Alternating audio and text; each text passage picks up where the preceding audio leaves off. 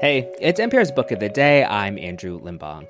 I guess I don't really understand science or this weird earth we live on all that much. I was under the impression that bogs were where plants and wildlife decompose and break down. But apparently, bogs can also preserve. In today's novel, Bog Queen by Anna North, a woman is called in to investigate a body found in a bog that turns out to be thousands of years old. And it turns out bog bodies are a real thing. You can go into certain museums and see these bodies, these cadavers, with your own eyes, which is exactly what author Anna North did. She tells NPR's Scott Simon all about it after the break. This message comes from NPR sponsor CNN. Stream Anthony Bourdain Parts Unknown Prime Cuts now, exclusively on the CNN app. These rarely seen, never-before-streamed episodes dig deep into the Parts Unknown archives with personal insights from Anthony Bourdain and rare behind-the-scenes interviews about each season. Anthony Bourdain, Parts Unknown, Prime Cuts, now streaming exclusively on the CNN app. Subscribe now at cnn.com/all-access. Available in the U.S. only. Anna North's new novel captures attention even before the first page. The dedication is For the Moss. A colony of moss does not experience emotions like fondness or intimacy, but if it did, it might say this: we held her. We kept her safe under the surface, in our bath of earth, for many times her lifespan. That we give her up now may seem to be purely random, an accident of excavation. In fact, the hour of her service is at hand. Bog Queen begins when a body is found in a British bog. American forensic anthropologist Agnes is brought in to investigate. The bog body seems almost completely preserved, but its bones reveal that it, or she, is from the Iron Age, more than 2,000 years ago. What is the story of the woman in the bog? Bog Queen is the latest novel from Anna North. She joins us from our studios in New York. Thanks so much for being with us. Thanks so much for having me. Why did you want to write a novel about peat bogs and, if I may, bog bodies? I actually find these bodies and the idea of them really beautiful. I first saw a bog body in the British Museum, and I just thought, how amazing. This is a real person who lived and breathed thousands of years ago, and I can still see him, and we can learn so much about him and his life from his body and from studying him. And his people buried him in this place where I think they knew that he would be preserved, and I can imagine them, hoping that maybe we would understand them one day. I visited the bog where he was found. I really learned so much from that landscape, which today is quite degraded from its former state, but it's still breathtaking to see. And there are spots of real biodiversity that could come back if protected properly.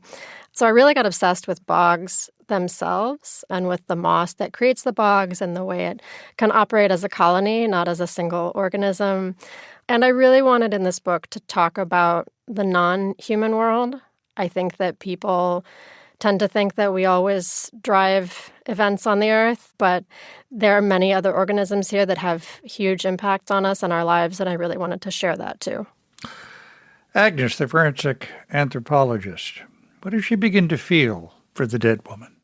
I think something that I loved about Agnes as she sort of took shape in my mind is her sense of care and responsibility toward the dead, and her sense that our duty of care toward human beings doesn't necessarily stop when someone dies, but continues towards their body.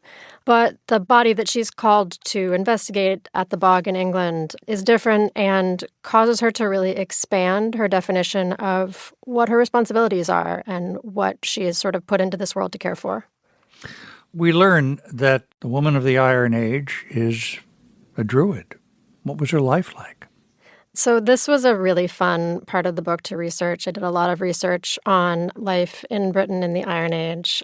It was fascinating to me, all that we don't know. Britons at that time didn't have written language, so there are a lot of questions that we have. There are some suggestions in the literature that druids, in addition to playing a religious role, might have been sort of political leaders. And so in my mind, I thought of this young woman who's very smart. She's very driven. She's almost like a wannabe cosmopolitan, and yet maybe she overestimates her own power a tiny bit in ways that come back to haunt her.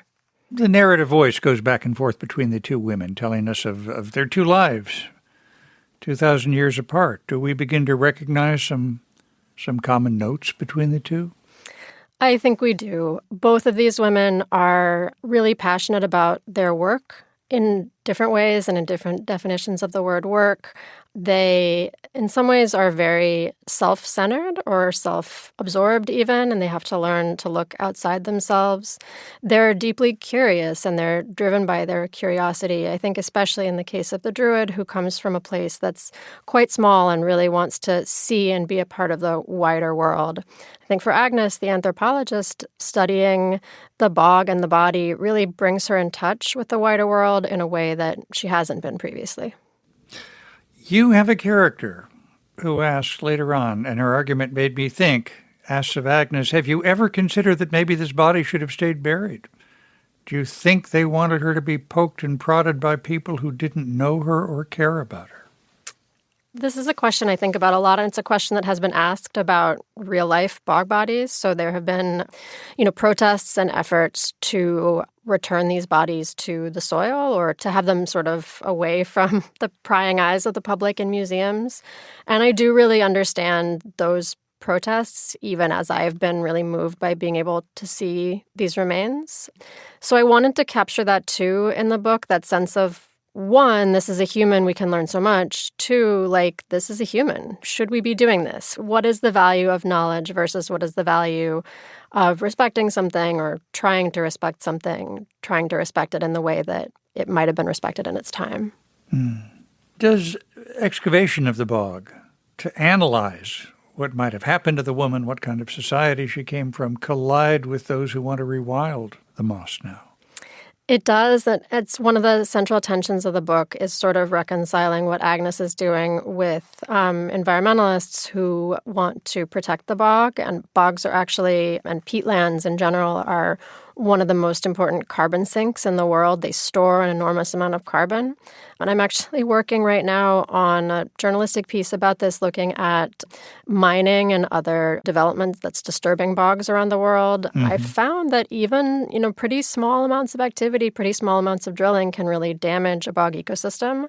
So looking back at my book, I do think both sides have a real claim here. Agnes wants to find out what happened to this body, but I think the environmentalists are correct that even any excavation poses a risk to this landscape that's literally standing between us and climate change. I don't want to give anything away, but at one point the moss says, eventually we triumph.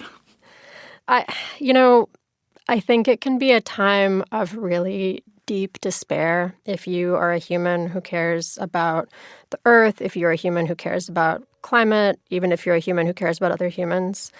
And I think it is important and also cheering to remember that some of these organisms have been around a lot longer than us, and some of them will be around after we're gone. Sphagnum moss is thousands of years old. As I say in the book, Colony of Moss does not speak, yet if it could, I think it would tell us that some of our human dramas are not important to it at all. Anna North's new novel, Bog Queen. Thank you so much for being with us. Thank you so much.